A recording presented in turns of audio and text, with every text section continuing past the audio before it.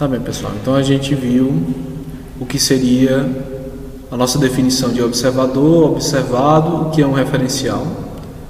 Referencial, só para lembrar, é aquele eixo onde está um observador, em que a gente define todo o movimento daquela partícula. Então ela é dependente de um observador, um referencial.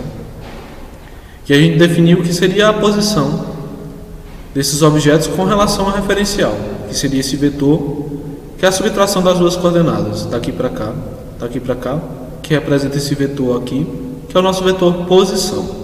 Vetor posição quer dizer onde está aquele objeto em um certo tempo com relação ao referencial, vetor posição, tá?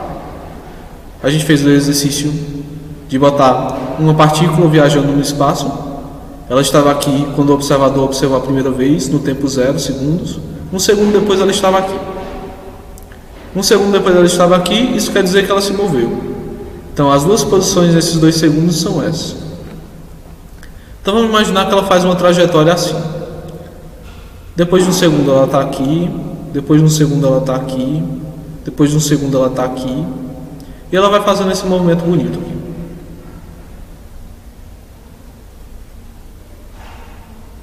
Uma espécie de onda, né? Então, cada posição dessa partícula, então eu não vou botar tempo aqui, mas em cada uma dessas daqui é 1 segundo, tá? Então aqui é 1 segundo, daqui para cá é 1 segundo, daqui para cá é 1 segundo, daqui para cá é 1 segundo, certo? Daqui para cá é 1 segundo. Então vamos manter isso comum. A posição de cada uma dessas aqui vai ser definida por esse vetor, que parte do nosso referencial A e vai até G, até H, até I, até cada instante em que a partícula viaja no espaço, certo? A ideia aqui é definir o que seria o vetor deslocamento. Então vamos imaginar que a gente quer definir o que seria o deslocamento aqui. Do tempo 1 até o tempo 2, a partícula se deslocou daqui para cá. Então a gente não sabe o que aconteceu no meio, certo? A gente não sabe o que é que aconteceu de C para D. O observador ele só contou em T igual a 1, T igual a 2. Então a partícula pode ter feito um movimento assim, ela pode ter feito um movimento diferente, por exemplo, ela pode ter feito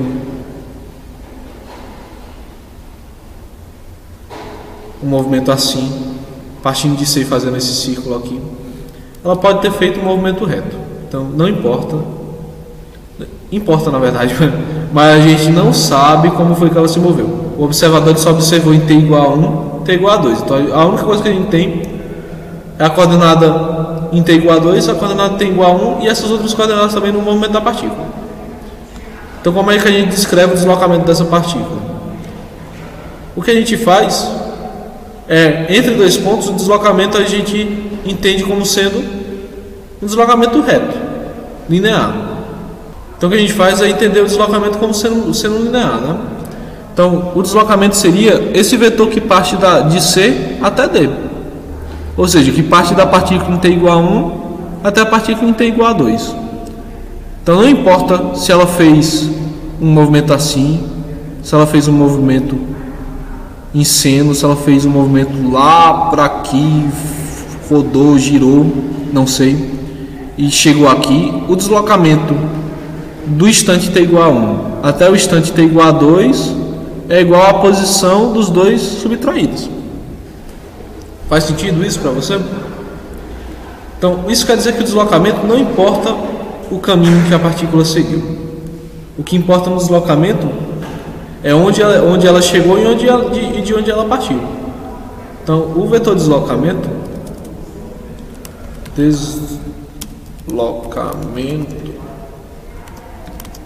não depende do caminho.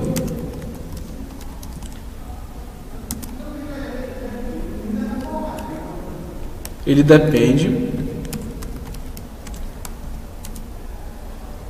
da posição de chegada e da posição de partida.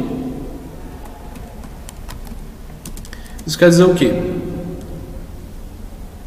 que o vetor deslocamento, que o próprio deslocamento é igual a posição. Posição, a gente já definiu na aula passada. Posição no instante t igual, nesse caso aqui, no instante t igual a 2, menos a posição no instante t igual a 1. Certo? Esse é o deslocamento W aqui, ó. Não importa se a curva fez, por exemplo, se a partícula fez esse movimento aqui. Para vir de C e chegar a D, ela fez essa curva aqui em círculo. Ah, tá, chegou aqui. Pouco importa. O que importa é que ela saiu daqui e chegou aqui. E o deslocamento é a medida do deslocamento próprio. Então não importa esse caminho, o que importa é a partida e a chegada. Essa é a nossa definição de deslocamento. Isso é muito importante para você diferenciar deslocamento de caminho percorrido. O caminho percorrido, sim, foi esse aqui. Então, se ele viesse em reta ou viesse em círculo, o caminho percorrido é diferente, mas o deslocamento é idêntico. O deslocamento é de C para D no caminho reto, de C para D no caminho fazendo um círculo.